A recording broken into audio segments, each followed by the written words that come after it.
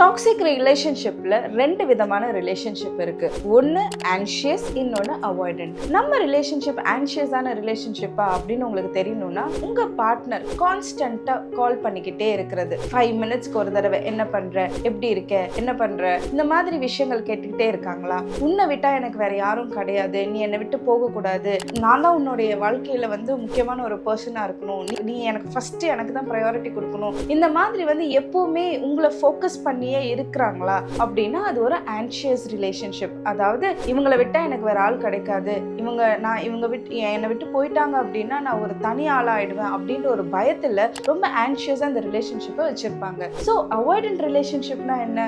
இந்த மாதிரி ஒரு ஆன்ஷியஸான பார்ட்னர் இருக்கும்போது அவங்க கிட்ட இருந்து விலகிற ஒரு பார்ட்னர் தான் அவாய்டன்ட் பார்ட்னர். ஸோ இது ரெண்டுமே ஒரு டாக்ஸிக்கான ரிலேஷன்ஷிப் தான்.